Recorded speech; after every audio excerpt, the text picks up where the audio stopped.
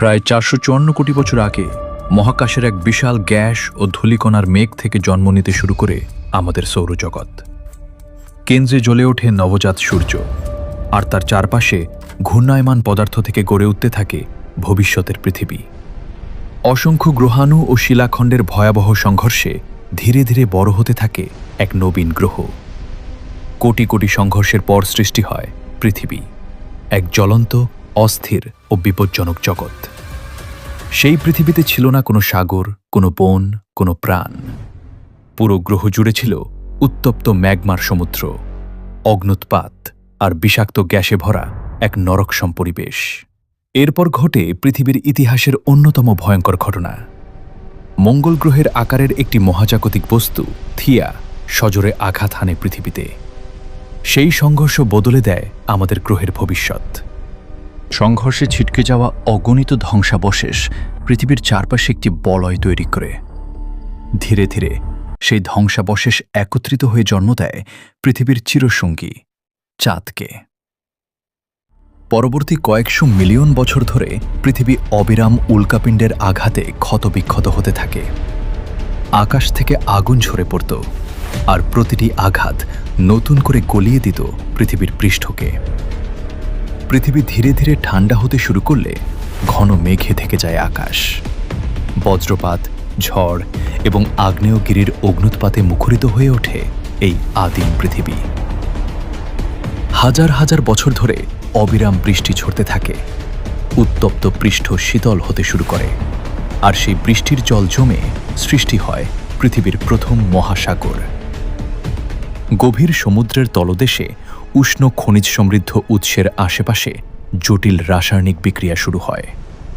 এখানেই তৈরি হতে থাকে জীবনের মৌলিক উপাদানগুলো। এখনও পৃথিবীতে কোনো প্রাণের অস্তিত্ব নেই, কিন্তু সমুদ্রের অন্ধকার গভীরে অণু ও পরমাণুর এই নীরব নৃত্য একদিন জন্ম দেবে এমন এক জীবকে যে মহাবিশ্বের রহস্য জানার চেষ্টা করবে, মানুষ।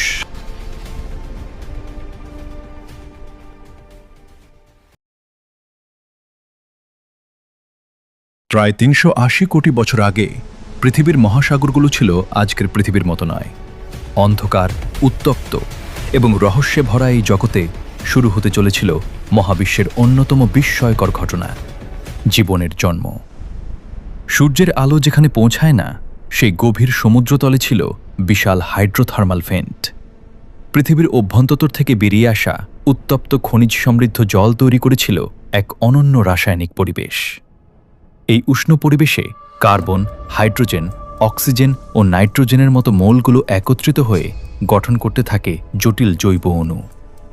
ধীরে ধীরে প্রকৃতি সাজিয়ে তুলছিল জীবনের ভিত্তি। কোনো এক সময় কিছু অণু নিজেদের অনুলিপি তৈরি করার ক্ষমতা অর্জন করে। এটি ছিল জীবনের ইতিহাসে প্রথম বড় পদক্ষেপ, তথ্য সংরক্ষণ ও পুনরুৎপাদনের সূচনা। চর্বি জাতীয় অণুর ক্ষুদ্র আবরণে আটকে পড়ে রাসায়নিক উপাদানগুলো তৈরি করে আদিম কোষ সদৃশ গঠন। এদের বলা হয় প্রোটোসেল, জীবন ও অজীবনের মধ্যবর্তী এক বিস্ময়কর সেতুবন্ধন। অবশেষে জন্ম নেয় পৃথিবীর প্রথম প্রকৃত জীবন্ত কোষ। অতি ক্ষুদ্র এই প্রাণগুলো ছিল আমাদের সকলের সুদূর অতীতের পূর্বপুরুষ। বিজ্ঞানীরা বিশ্বাস করেন আজ পৃথিবীর প্রতিটি জীবের শিকড় গিয়ে মিলে একটি প্রাচীন জীবের কাছে। এর নাম LUCA, last universal common ancestor, অর্থাৎ সকল জীবের সর্বশেষ সাধারণ পূর্বপুরুষ। সময়ের সঙ্গে সঙ্গে এই আদিম জীবগুলো সমুদ্র জুড়ে ছড়িয়ে পড়তে শুরু করে। তারা বিভাজিত হয়, পরিবর্তিত হয় এবং নতুন নতুন বংশধারার জন্ম দেয়। প্রতিটি নতুন প্রজন্মে ছোট ছোট পরিবর্তন জমা হতে থাকে। এই পরিবর্তনগুলি একদিন তৈরি করবে ব্যাকটেরিয়া, উদ্ভিদ, প্রাণী এবং শেষ পর্যন্ত মানুষকে। সমুদ্রের অন্ধকারে ভেসে বেড়ানো এই ক্ষুদ্র কোষগুলো তখনও জানত না তাদের মধ্যেই লুকিয়ে আছে ভবিষ্যতের সমস্ত জীবন। কোটি কোটি বছর পরে তাদেরই উত্তরসূরি আকাশের তারা দেখে নিজের উৎস খুঁজবে।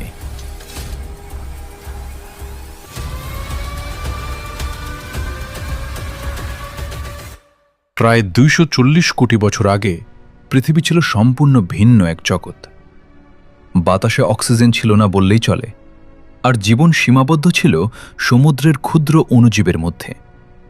কিন্তু এই ক্ষুদ্র জগতে আবির্ভূত হয় এক নতুন ধরনের জীব, সায়ানোব্যাকটেরিয়া। এদের মধ্যেই লুকিয়েছিল পৃথিবী বদলে দেওয়ার ক্ষমতা। সূর্যের আলো ব্যবহার করে তারা খাদ্য তৈরি করতে শুরু করে, আর সেই প্রক্রিয়ার উপজাত হিসেবে মুক্ত হতে থাকে এক নতুন গ্যাস, অক্সিজেন। প্রথমে অক্সিজেন সমুদ্রের পানি দিয়ে জমা হতে থাকে। কোটি কোটি ক্ষুদ্র বুদবুদ ধীরে ধীরে পৃথিবীর ভবিষ্যৎ বদলাতে শুরু করে। অক্সিজেন প্রথমে সমুদ্রে দ্রবীভূত লৌহের সঙ্গে বিক্রিয়া করে। এর ফলে তৈরি হয় বিশাল পরিমাণ লৌহ অক্সাইড, যার চিহ্ন আজও পৃথিবীর শিলাস্তরে দেখা যায়। অবশেষে সমুদ্র পরিপূর্ণ হয়ে গেলে অক্সিজেন বায়ুমণ্ডলে জমা হতে শুরু করে। পৃথিবীর ইতিহাসে শুরু হয় এক নতুন অধ্যায়। কিন্তু সব জীবের জন্য অক্সিজেন ছিল আশীর্বাদ নয়। সে সময়ের অনেক অণুজীবের কাছে অক্সিজেন ছিল বিষের মতো, এবং অসংখ্য প্রজাতি বিলুপ্ত হয়ে যায়। অক্সিজেনের উপস্থিতি ধীরে ধীরে পৃথিবীর আকাশ ও পরিবেশকে বদলে দিতে থাকে। গ্রহটি নতুন রূপ নিতে শুরু করে। উচ্চ বায়ুমণ্ডলে অক্সিজেন থেকে তৈরি হয় ওজোন স্তর। এই অদৃশ্য ঢাল সূর্যের ক্ষতিকর অতিবেগুনি রশ্মি থেকে পৃথিবীকে রক্ষা করতে শুরু করে। এই মহা অক্সিজেন বিপ্লব ছাড়া জটিল জীবনের অস্তিত্ব সম্ভব হতো না। ক্ষুদ্র সায়ানোব্যাকটেরিয়ার হাত ধরেই তৈরি হয়েছিল সেই পৃথিবী যেখানে একদিন মানুষ জন্ম নেবে।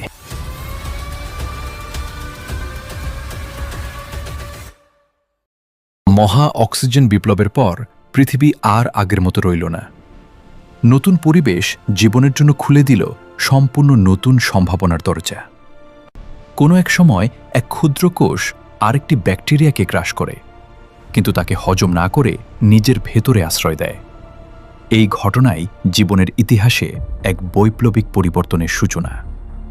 এই সহাবস্থানের ফলেই জন্ম নেয় মাইটোকন্ড্রিয়া, কোষের শক্তি কেন্দ্র। অধিক শক্তি মানে অধিক জটিলতার সম্ভাবনা। শক্তিশালী নতুন কোষগুলো দ্রুত বৈচিত্র্যময় হতে থাকে।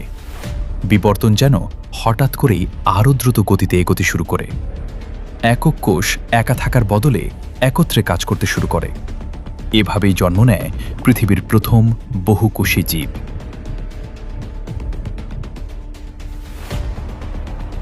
সমুদ্রতলে আবির্ভূত হয় অদ্ভুত সব নরমদেহী প্রাণী। পৃথিবী প্রথমবারের মতো বড় আকারের জীবনের স্বাদ পেতে শুরু করে। তারপর আসে জীবনের ইতিহাসের সবচেয়ে বিস্ময়কর অধ্যায়গুলোর একটি, ক্যামব্রিয়ান বিস্ফোরণ। অল্প কয়েক কোটি বছরের মধ্যে সমুদ্র ভরে যায় ট্রাইলোবাইট সহ অসংখ্য নতুন প্রাণীতে।